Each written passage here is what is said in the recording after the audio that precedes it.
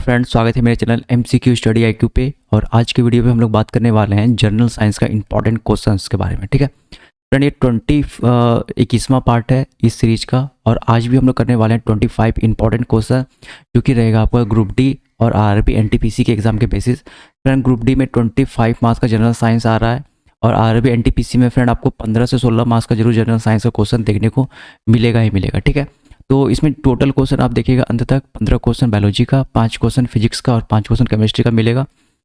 आप किसी भी शिफ्ट में बैठिएगा, मेरे ही वीडियो से आपको क्वेश्चन देखने को 100% मिलेगा, क्योंकि मैं जो क्वेश्चन बना रहा हूँ उसमें इजी, मॉडरेट और टफ तीनों लेवल के बेसिस पे क्वेश्चन ये जो है ये बन रहा है। तो ये 21st पार्ट है आज, और जो पिछला पार्ट नहीं देखे हैं तो वो जाके देख सकते हैं, 20 पार्ट है। और जो नए हैं चैनल पे, अगर वीडियो अच्छा लगा तो चैनल को सब्सक्राइब करिएगा और वीडियो को जरूर लाइक करिएगा।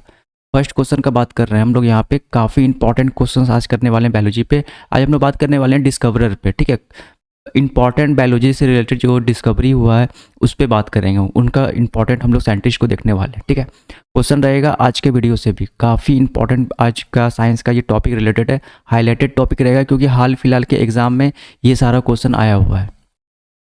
फर्स्ट क्वेश्चन करते हैं, एडवांस जेनर निम्नलिखित में से किस रोग से संबंधित है? एडवांस Jenner is related with which of the following disease? देखो, बहुत इंपॉर्टेंट क्वेश्चन है बायोलॉजी। आप सबके पास ग्रुप डी का या NTPC का या रेलवेज का सबके पास प्रीवियस ईयर क्वेश्चन पेपर होगा।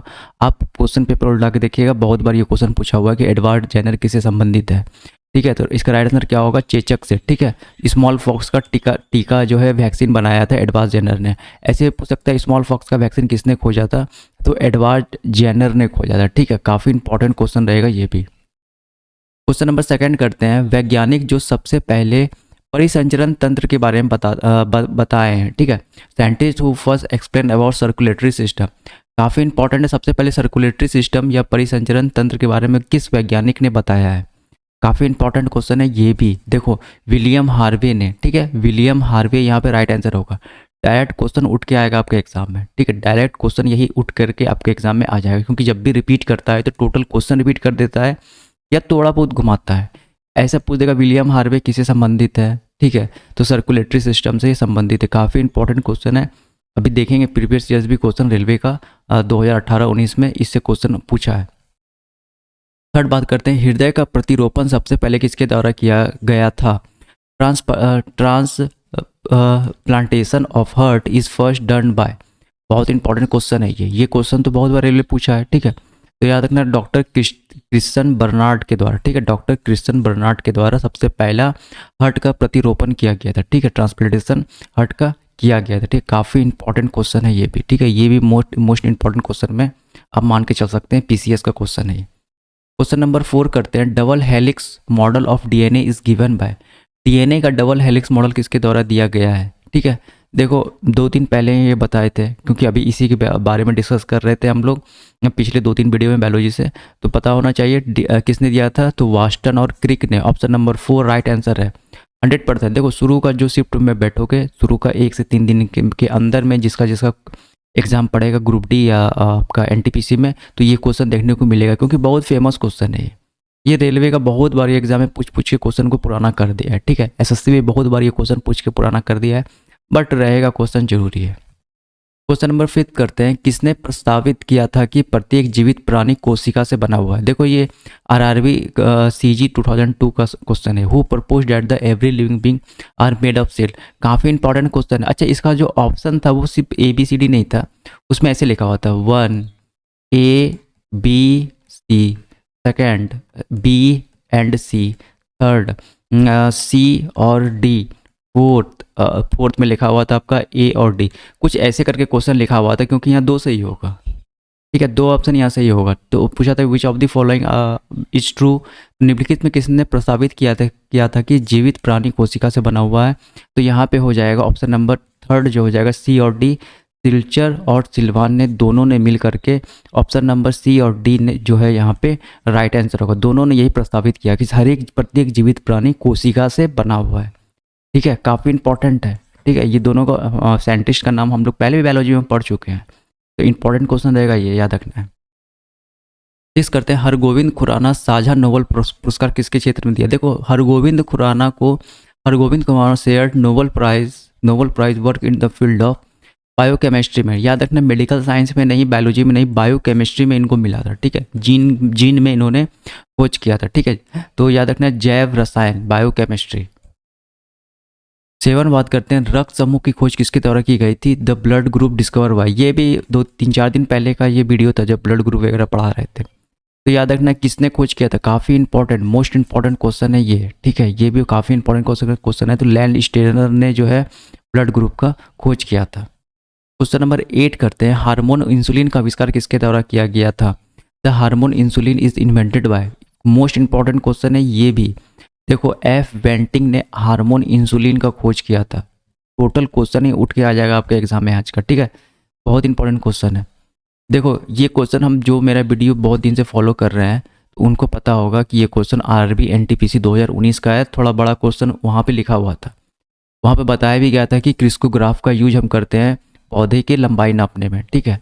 तो याद रखना है ये क्वेश्चन आया कहाँ से था? तो एसएससी 2014 का रिपीट किया था 2019 रेलवे एनटीपीसी, ठीक है। और वहाँ पे पूरा लिखा था बड़ा सा क्वेश्चन कि क्रिस्कोग्राफ है, इसका यूज करते हैं हम लोग प्लांट का हाइट मेजर करने के लिए। तो इसका खोज किसने किया था, किसके द्वारा इन्वेंटेड किया गया था? ये भी सवाल यहाँ पे पूछ रहा है कि किसने आविष्कार किया था क्रिस्कोग्राफ का। तो याद रखना है जेसी बोस ने किया था, ठीक है, जेसी बोस। अब जो पहले से मेरा वीडियो देख रहे हैं इस सीरीज में भी ये वाला क्वेश्चन डाला हुआ है एनटीपीसी वाले, और पहले भी डाले थे ये क्वेश्चन, ठीक है, जब इंग्लिश वाला वीडियो बना रहे थे साइंस का। तो याद रखना है जेसी बोस ने जो है इसका खोज किया था। देखो ग्रुप डी वालों के लिए काफ़ी फेमस क्वेश्चन है ये, ठीक है, मोस्ट इंपॉर्टेंट क्वेश्चन अगर ग्रुप डी वाले भी ये वीडियो देख रहे हैं, ठीक है। क्वेश्चन नंबर 10 करते हैं जमे हुए भोजन का इन्वेंटर कौन था? Who was the inventor of frozen food. देखो ये जमे हुए भोजन मतलब जैसे पैकेट बंद फूड है, ठीक है, इस फूड में एप्पल वगैरह है, अब इसको फ्रिज में प्रिवेंट कर रहे हैं, या फिर चिप्स वगैरह है, ठीक है, इसको हम फ्रिज में रख करके बहुत दिन तक बेच रहे हैं। तो इसका इन्वेंटर कौन था? मोस्ट इंपॉर्टेंट क्वेश्चन है। देखो ये ऐसा टेढ़ा मेढ़ा क्वेश्चन आज का रेलवे पूछ रहा है, और ये क्वेश्चन पूछता कहाँ से है? तो एसएससी वाले का क्वेश्चन रिपीट कर देता है। काफ़ी इंपॉर्टेंट है। जमे हुए भोजन का इन्वेंटर कौन था? देखो फ्रोजन फूड जैसे आप लोग गूगल पे सर्च करिएगा तो दिख जाएगा वहाँ पे चित्र आपको फ्रिज का। मॉल वॉल में जाते हैं तो वहाँ पे आपको बहुत सारा चीज़ जो बैकयार्ड में मॉल में बहुत सारा फ्रिज के अंदर क्या करते हैं उसको ठंडा किया हुआ आपको भोजन मिलता है। तो इसका खोज किसने किया था? तो 10 का राइट आंसर हो जाएगा ऑप्शन नंबर बी, बर्ड आई। नाम याद रखना है, क्या नाम याद रखना है? बर्ड आई, ठीक है, बर्ड आई यानी चिड़िया का आँख, ठीक है। तो काफ़ी इंपॉर्टेंट क्वेश्चन रहेगा, ऑप्शन नंबर बी यहाँ राइट आंसर होगा। क्वेश्चन नंबर 11 करते हैं who invented the electrocardiogram. ECG का खोज किसने किया था? मोस्ट इंपॉर्टेंट क्वेश्चन है। ईसीजी क्या करता है? तो हार्ट में यूज करते हैं ईसीजी का, ठीक है। तो ईसीजी का खोज किसने किया था? मोस्ट इंपॉर्टेंट क्वेश्चन है ये भी, ठीक है। ईसीजी का यूज करते हैं हम लोग हार्ट में, और इसका खोज किसने किया था? ईसीजी का। तो 11 का राइट आंसर हो जाएगा ऑप्शन नंबर ए हो जाएगा, विलियम एंथोवेन। विलियम एंथोवेन ने ईसीजी का खोज किया था। देखो एक होता है ईओजी, बताएं पिछली वीडियो में मैंने सब ये देखो ईसीजी वगैरह पूछता है कि निम्नलिखित में कौन सा हार्ट से रिलेटेड है, ठीक है। तो ईसीजी जो है वो हार्ट से रिलेटेड है। फिर उसके बाद ईओजी देखो यहाँ पर ओ जैसा दिख रहा है, ये आई है, क्या है? ये आई। तो ईओजी आई से करते हैं। ईएमजी देखो एम आ गया, यहाँ मसल्स के लिए करते हैं, ठीक है, मांसपेशी के लिए। EOG, ECG, EMG. एक और होता है, ठीक है, 4 होता है, तो पिछले वाली वीडियो में जाके देख सकते हैं। और यहाँ से 3 आपको याद रख लेना है कि ईओजी आई से रिलेटेड है, ईएमजी मसल से, और ईसीजी हार्ट से जो है वो रिलेटेड होता है, ठीक है। अब बात करते हैं क्वेश्चन नंबर 12। क्वेश्चन नंबर 12 है सबसे पहले एंटीबायोटिक की खोज किसने की थी? Who discover the first antibiotic. सबसे पहला एंटीबायोटिक का खोज किसने किया था? मोस्ट इंपॉर्टेंट क्वेश्चन है ये भी। तो यहाँ पर हो जाएगा ऑप्शन नंबर 12 का हो जाएगा डी, ए फ्लेमिंग ने किया था। किसने किया था? ए फ्लेमिंग ने किया था। 13 करते हैं विट्रो में डीएनए का संश्लेषण किसने किया था? Who synthesise the DNA in vitro. ये विट्रो क्या होता है? इसे उसी ट्यूब होता है बायोलॉजी के लैब में, इसे विट्रो बोला जाता है। एक्चुअली विट्रो एक लैटिन वर्ड है जिसका मतलब होता है ट्यूब, ठीक है। तो डीएनए का पहला सिंथेसिस जो ट्यूब में किसने किया था? ये भी क्वेश्चन इंपॉर्टेंट है, बीपीएससी का क्वेश्चन है ये। तो 13 का राइट आंसर हो जाएगा ऑप्शन नंबर ए, आर्थर कोनबर्ग ने, ठीक है। आर्थर कोनबर्ग ने इसका जो है सबसे पहले सिंथेसिस किया था ट्यूब में या विट्रो में। हिस्टोलॉजी शब्द का प्रयोग सर्वप्रथम किसके द्वारा किया गया? देखो काफ़ी इंपॉर्टेंट क्वेश्चन है, रेलवे का ही क्वेश्चन है, ये सब काफ़ी इंपॉर्टेंट है। Histology was first used by, देखो हिस्टोलॉजी सबसे पहला मेयर ने किया था। ऑप्शन नंबर बी यहाँ क्या हो जाएगा? राइट आंसर हो जाएगा। ये भी वीपीआई क्वेश्चन है, ठीक है, रिपीट करेगा रेलवे खुद का क्वेश्चन। लास्ट क्वेश्चन है बायोलॉजी का आज का, ठीक है। उसके बाद हम लोग 5 क्वेश्चन फिजिक्स का करेंगे और 5 क्वेश्चन केमिस्ट्री का करेंगे। वह वैज्ञानिक जिसने पहली बार तंबाकू में मोज़ेक पैदा करने वाले वायरस को क्रिस्टलीकृत किया था, सबसे पहले देखा था। The scientist who crystallise virus for the first time causing mosaic tobacco. देखो यहाँ पे 2 क्वेश्चन बन रहा है। सबसे पहला एक होता है कि टैबैको में कौन सा बीमारी पाया जाता है, तो मोज़ेक। ये जो मोज़ेक रोग है ये टैबैको में होता है, पहली बात तो ये नोट करके डाल लेना है। अच्छा, ये जो मोज़ेक रोग होता है ये किसके द्वारा होता है, तो ये वायरस के द्वारा होता है। 2 क्वेश्चन यहाँ बन गया। तीसरा क्वेश्चन, सबसे पहले इसने ये चीज़ देखा था कि ये जो मोज़ेक रोग होता है टैबैको में ये वायरस से ही होता है। तो 15 का राइट आंसर हो जाएगा ऑप्शन नंबर सी, स्टेनली ने। देखो ये क्वेश्चन मोस्ट इंपॉर्टेंट है, यहाँ पे 3 क्वेश्चन आपका फॉर्म हो गया है। अच्छे से करना है ये क्वेश्चन, ठीक है। बीएसएससी 2015 का क्वेश्चन है, बहुत हाल फिलहाल का क्वेश्चन है, रिपीट कर देगा रेलवे। 3 बात बता दिए, मोज़ेक रोग वायरस से होता है, टैबैको में होता है, और स्टेनली ने सबसे पहले इसे देखा था कि हाँ मोज़ेक रोग जो है वो वायरस से होता है। तो 15 क्वेश्चन बायोलॉजी का खत्म हो गया है। अब बात करते हैं 5 क्वेश्चन फिजिक्स का और 5 क्वेश्चन केमिस्ट्री का। सबसे पहले फिजिक्स करते हैं 5 क्वेश्चन। चुंबकीय, इलेक्ट्रोस्टैटिक्स और गुरुत्वाकर्षण बल किस श्रेणी में आते हैं? Magnetic, electrostatic, gravitational force come under the category of. तो काफ़ी इंपॉर्टेंट क्वेश्चन है ये, ठीक है। तो याद रखना नॉन कॉन्टैक्ट फोर्स होता है। देखो अब देखो पहले बात करते हैं कॉन्टैक्ट फोर्स क्या होता है। ये तो फ्रिक्शनल फोर्स है ना, इसको बोलते हैं हम लोग कॉन्टैक्ट फोर्स है। कैसे? जब तक हम किसी ऑब्जेक्ट में के पास करीब नहीं जाते या उसमें चिपकते नहीं है या उसके साथ संपर्क में नहीं आते हैं तब तक फ्रिक्शन फोर्स वर्क नहीं होता है। अब देखो मैग्नेट है यहाँ पे समझो एक मैग्नेट रखा हुआ है, ठीक है। अब यहाँ पे आयरन का एक टुकड़ा है, आयरन Fe, ठीक है। अब ये इसमें कांटेक्ट भी नहीं होता लेकिन फिर भी इसे क्या करता है? अट्रैक्ट कर लेता है। तो यहाँ पे नॉन कांटेक्ट फोर्स है, कांटेक्ट नहीं हुआ लेकिन फिर भी काम कर रहा है। अर्थ, सन के चारों चक्कर सब में क्या है? जितने भी प्लैनेट हैं सब में ग्रेविटेशनल फोर्स है, लेकिन कांटेक्ट नहीं है लेकिन फिर भी क्या है? सब में ग्रेविटेशनल फोर्स काम कर रहा है। तो याद रखना है गैर संपर्क बल है ये सब, इलेक्ट्रोस्टैटिक हुआ, ग्रेविटेशनल हुआ, मैग्नेटिक हुआ, ये सब सटता नहीं है, चिपकता नहीं, लेकिन फिर भी काम कर रहा है। लेकिन जब हम फ्रिक्शन फोर्स का बात करते हैं तो कांटेक्ट फोर्स है, जब तक हम उसके सरफेस पे नहीं मूव करेंगे फ्रिक्शनल सरफेस पे तब तक फ्रिक्शन लगेगा ही नहीं। बात करते हैं question 17। When the velocity of a body is doubled, जब किसी पिंड का वेग दुगना किया जाता है तो इसमें से बताना है कौन सा ऑप्शन सही होगा कि पोटेंशियल एनर्जी डबल हो जाएगा, एक्सीलरेशन डबल हो जाएगा, काइनेटिक डबल हो जाएगा या मोमेंटम डबल होगा। देखो बता देते हैं, ये डायरेक्ट क्वेश्चन उठ के आएगा एग्जाम में फिजिक्स का, ठीक है। ये क्वेश्चन डायरेक्ट उठ के आपके एग्जाम में आएगा रेलवे वाले में। देखो मोमेंटम का फॉर्मूला क्या होता है? P होता है mv। अब यहाँ पे देखो वेलोसिटी डबल होगा तो डायरेक्टली प्रोपोर्शनल है, P is directly proportional to V, तो वेलोसिटी डबल होगा तो ये भी मोमेंटम भी क्या हो जाएगा? डबल होगा। तो यहाँ पे क्या होगा? Option number D right answer. Kinetic energy में 4 गुना हो जाता है, क्यों? क्योंकि हाफ mv² होता है, हाफ mv² होता है काइनेटिक एनर्जी। तो यहाँ पे वेलोसिटी अगर डबल होगा तो काइनेटिक एनर्जी को कितना होना चाहिए था? यहाँ पे 4 टाइम्स हो जाना चाहिए था, क्योंकि यहाँ पे ऑलरेडी स्क्वायर है। पोटेंशियल एनर्जी में वेलोसिटी आता नहीं है, पोटेंशियल एनर्जी क्या होता है? mgh। P क्या होता है? mgh, ठीक है। तो याद रखना है मोमेंटम का फॉर्मूला भी याद रखना है, क्या होता है? P mv। P mv होता है मोमेंटम का फॉर्मूला। मास और वेलोसिटी डायरेक्ट आपसे क्वेश्चन भी आ जाएगा, और टफ शिफ्ट में, मॉडरेट शिफ्ट में ये क्वेश्चन आपसे पूछेगा, ठीक है। ये क्वेश्चन आएगा तो मॉडरेट वाले शिफ्ट में पूछेगा, टफ में भी ये क्वेश्चन आ सकता है। बट अगर आपसे डायरेक्ट फार्मूला में पूछेगा कि इसका भैया बताओ क्या कहते हैं मोमेंटम क्या है, तो याद रखना है मोमेंटम पूछ लेगा, मास दे देगा, वेलोसिटी दे देगा, तो मोमेंटम का फॉर्मूला P mv। या पूछ सकता है मोमेंटम आपका वेक्टर क्वांटिटी है या स्केलर क्वांटिटी है, तो ये भी आपसे पूछ सकता है। तो मोमेंटम वेक्टर क्वांटिटी होता है। बात करते हैं क्वेश्चन नंबर 18। निम्नलिखित में से कौन सा रैखिक गति के रूपांतरण के आधार पर कार्य करता है?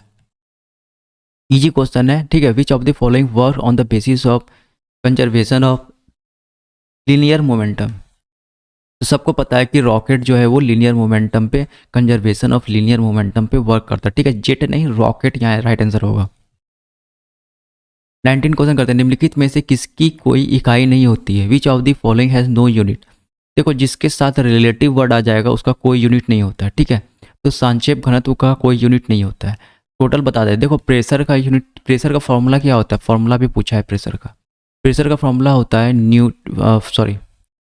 Force upon area. क्या होता है, फोर्स अपॉन एरिया। अब इसका ऐसा यूनिट क्या हो जाएगा, तो न्यूटन पर मीटर स्क्वायर, क्योंकि एरिया का ऐसा यूनिट होता है मीटर स्क्वायर और फोर्स का न्यूटन। देखो प्रेशर का ऐसा यूनिट क्या होता है, न्यूटन पर मीटर स्क्वायर। डिस्प्लेसमेंट का मीटर हो जाएगा, डिस्टेंस का स्केलर, डिस्टेंस का वेक्टर क्वांटिटी होता है डिस्प्लेसमेंट, तो मीटर हो जाएगा। डेंसिटी क्या होता है, डेंसिटी होता है मास बाय वॉल्यूम। मास का ऐसा यूनिट होता है केजी, वॉल्यूम का क्या होता है लीटर, तो केजी पर लीटर। ठीक है, ये क्या होता है डेंसिटी। डेंसिटी से डायरेक्ट फॉर्मूला बेस्ड क्वेश्चन में पूछता है, तो याद रखना डेंसिटी होता है मास अपॉन वॉल्यूम। देखो अब रिलेटिव का कोई भी, रिलेटिव डेंसिटी का मतलब डेंसिटी अपॉन डेंसिटी, तो पूरा यूनिट ही कट जाएगा। ठीक है, तो ऑप्शन नंबर सी यहाँ क्या हो जाएगा, राइट आंसर हो जाएगा। संक्षेप घनत्व का कोई भी यूनिट नहीं होता, जिसके साथ रिलेटिव वर्ड आ जाएगा उसका कोई यूनिट नहीं होता है। देखो ये ALP का क्वेश्चन है, ग्रुप डी में ये क्वेश्चन आने वाला है। ठीक है, आने वाला है यानी 100% श्योर है। ऐसा क्वेश्चन हम ले रहे हैं कि जो आपके एग्जाम में पूछेगा, ओल झुलुल क्वेश्चन हम नहीं ले रहे हैं। ठीक है, अच्छा जो आप ये भी कुछ लोग सोचते होंगे, चलो भैया अंतिम में हम लोग जो बहुत सारा मैराथन वीडियो आता है, मैराथन देख लेंगे 10 घंटे का और हमारा जो है वो साइंस कंप्लीट हो जाएगा, हिस्ट्री कंप्लीट हो जाएगा, जनरल अवेयरनेस कंप्लीट हो जाएगा। तो ऐसा नहीं है, कन्फ्यूज ही होके जाओगे एग्जाम में। ठीक है, 100% श्योर मान के चलना। जो मैराथन वीडियो का वेट करते होंगे कि हाँ वेल मैराथन आएगा और हम 20 घंटे का साइंस का मैराथन देख लेंगे और मेरा एग्जाम क्लियर हो जाएगा, तो गलत है। वो कन्फ्यूज़न में ही जाओगे। टोटल हम बता रहे हैं माइनस में नंबर आएगा, निगेटिव में नंबर आएगा जो मैराथन वीडियो देखेंगे। ठीक है, याद रखना, इसलिए छोटा छोटा वीडियो बनाते हैं कि जो कन्फ्यूजन नहीं हो और अच्छे से याद भी हो जाए। निम्नलिखित में से कौन सा क्षितिज ऊर्जा का उदाहरण नहीं है, which of the following is not a example of potential energy. देखो काफ़ी इंपॉर्टेंट क्वेश्चन है ये, पोटेंशियल एनर्जी रुका हुआ। देखो जो चीज़ चल रहा है, जो चीज़ मूवेबल है, वहाँ पे पोटेंशियल एनर्जी नहीं होता है। वहाँ पे कौन सा एनर्जी होता है, तो काइनेटिक एनर्जी होता है, कल ही बताए थे। याद रखना, रनिंग वाटर में, बहता हुआ पानी में काइनेटिक एनर्जी होता है, पोटेंशियल नहीं होता है। अब याद रखना, store water storage dam potential energy, compressed spring कल बताए थे। स्प्रिंग को क्या कर रहे हैं हम लोग, दबा रहे हैं। ठीक है, तो यहाँ पे कौन सा एनर्जी होगा, पोटेंशियल एनर्जी। रेज्ड हैमर, उठा हुआ हथौड़ा, किसी हथौड़े को सिर्फ हम उठा रहे हैं, तो वहाँ पे कौन सा एनर्जी होगा, पोटेंशियल एनर्जी। ये तीनों एग्जांपल याद कर लेना पोटेंशियल एनर्जी का। और जहाँ पर बहता हुआ कोई चीज़ है या दौड़ता हुआ कोई चीज़ है, वहाँ पे काइनेटिक एनर्जी होता है, पोटेंशियल नहीं होता है। तो आज का फिजिक्स का क्वेश्चन बहुत इंपॉर्टेंट था, बायोलॉजी का भी बहुत इंपॉर्टेंट था और केमिस्ट्री का तो और इंपॉर्टेंट होने वाला है, क्योंकि एसिड के बारे में अभी हम लोग बात करने वाले हैं। तो 5 क्वेश्चन फिजिक्स का खत्म हो गया है। 5 क्वेश्चन अब हम लोग करते हैं केमिस्ट्री का। काफ़ी इंपॉर्टेंट क्वेश्चन है, एसिड के रिलेटेड आज हम लोग बात करने वाले हैं। देखो अंगूर में अम्ल का क्या नाम है, what is the name of acid in grape. Direct question आएगा ये एग्जाम में। ठीक है, ये मॉडरेट शिफ्ट का क्वेश्चन है, ये सब इजी शिफ्ट में तो बहुत इजी पूछेगा। अंगूर में कौन सा एसिड रहता है, तो टार्टरिक एसिड रहता है। एकदम 100% याद कर लेना ये सब चीज़ को। ठीक है, बहुत इंपॉर्टेंट क्वेश्चन है ये। करते हैं क्वेश्चन नंबर 22। देखो ये RRB 2018 का क्वेश्चन, निम्नलिखित में से कौन सा अम्ल चींटियों में मौजूद होता है। Which of the following acid present in red ant, लाल चींटियों में कौन सा अम्ल मौजूद होता है। ALP का क्वेश्चन होगा ये। याद रखना, फॉर्मिक एसिड प्रेजेंट होता है। कौन सा एसिड, ऑप्शन नंबर बी जो होगा यहाँ पे फॉर्मिक एसिड, ये राइट आंसर होगा। 23 बात करते हैं। 22 हो गया formic acid. 23 uric acid is present in. देखो यूरिक अम्ल किस में पाया जाता है, तो ऑप्शन नंबर डी हो जाएगा, स्तनधारियों के मूत्र में, यूरिन ऑफ मैमल में। ठीक है, अब बात करते हैं, देखो हम एक बार एग्जाम दे रहे थे JE का 2019 में, तो मेरे ही शिफ्ट में मेरे ही पास ये क्वेश्चन आया था कि रेंसिड बटर, और मेरा एग्जाम पड़ा था लास्ट शिफ्ट में। ठीक है, 2-3 दिन पहले, लास्ट शिफ्ट जब खत्म होने वाला एग्जाम, तो उसके 2-3 दिन पहले मेरा एग्जाम पड़ा हुआ था। तो इसमें पूछा था बासी मक्खन में कौन सा एसिड रहता है। बहुत इंपॉर्टेंट क्वेश्चन है ये। ठीक है, इसमें पाया जाता है ब्यूटारिक एसिड। ब्यूटारिक, अच्छे से लिख दे रहे हैं। ठीक है, हिंदी वाले देख लेना स्पेलिंग नेट पे सर्च करके, ब्यूटारिक एसिड। ठीक है, याद रखना, ये बहुत इंपॉर्टेंट क्वेश्चन है। ये रेलवे का खुद का क्वेश्चन है कि रेंसिड बटर में कौन सा एसिड पाया जाता है, तो ब्यूटारिक एसिड। खट्टा दूध में सबको पता है लैक्टिक एसिड पाया जाता है, लैक्टिक एसिड खट्टा दूध में। अच्छा सोडा वाटर का भी याद रख लेना है, सोडा वाटर में कौन सा एसिड पाया जाता है, कार्बोनिक एसिड पाया जाता है। किसी भी कोका कोला सब में कौन सा एसिड पाया जाता है, कार्बोनिक एसिड। कार्बोनिक एसिड होता है, कार्बोनिक एसिड होता है वीक एसिड होता है। ठीक है, कैसा एसिड होता है, वीक एसिड होता है। तो तीनों का चारों का कॉन्सेप्ट क्लियर हो गया। इससे एक सवाल इस चारों में से कोई उठ के आएगा एग्जाम में किसी भी शिफ्ट में। हो सकता है हर एक शिफ्ट में अलग अलग सवाल करके आपको दे, लेकिन होगा ये सीट से सवाल रहेगा ही रहेगा एग्जाम। 24 बात करते हैं, काफ़ी इंपॉर्टेंट है। Blue litmus paper is converted into red solution of. Blue litmus paper किसके घोल में लाल रंग में बदल जाता है? एक कॉन्सेप्ट बता देते हैं, ABR, एसिड। ए के बाद कौन सा अल्फ़ाबेट आता है? तो बी आता है। देखो ए से हो गया एसिड, बी से हो गया ब्लू, बी से क्या हो गया ब्लू, और आर से हो गया क्या रेड। ठीक है, तो एसिड क्या करता है? ब्लू से रेड में चेंज करता है। अब यहाँ भी यही पूछ रहा है कि ब्लू से रेड में कौन चेंज हो रहा है? तो ए से क्या हो जाएगा एसिड। ठीक है, उसके बाद जो कुछ भी होगा वो बेस होता है, याद रखना। ABR, ए से क्या होगा एसिड, बी से क्या होगा ब्लू, और आर से क्या होगा रेड। तो एसिड क्या करता है? ब्लू से रेड में चेंज करता है। ठीक है, तो यहाँ पर ऑप्शन नंबर ए क्या हो जाएगा right answer. Last question chemistry का भी और ओवरऑल पूरा आज के वीडियो का। लाल लिटमस पेपर किसके घोल में नीला हो जाता है? देखो यहाँ उल्टा करना है, यहाँ रेड ब्लू में चेंज हो रहा है। तो कॉन्सेप्ट बता दिए थे ABR, रेड ब्लू रेड। अब यहाँ पे लाल ब्लू किस में चेंज होगा? तो बेस में या भस्म में चेंज होगा। ठीक है, बेस में या भस्म में। ऑप्शन नंबर बी यहाँ राइट आंसर होगा। ठीक है, क्या राइट आंसर होगा यहाँ पे? Option number B. यहाँ पे राइट आंसर क्या होगा? अम्ल में। ठीक है, यहाँ पे किस में होगा? हिंदी वालों के लिए भस्म में होगा, इंग्लिश वालों के लिए बेस हो जाएगा यहाँ राइट आंसर। ठीक है, देखो 25 का आज का बहुत इंपॉर्टेंट क्वेश्चन था। जो नए वीडियो देख रहे होंगे चैनल को सब्सक्राइब जरूर कर लेना, नया चैनल है, सपोर्ट करिए और वीडियो को शेयर किया करिए। ठीक है, अंतिम तक ये आपका जब तक एग्ज़ाम खत्म नहीं होगा, दोनों एग्ज़ाम NTPC का भी और ग्रुप डी का भी, तब तक ये सीरीज आपका चलता रहेगा। ठीक है, तो इस वीडियो में इतना ही। Thank you and all the best.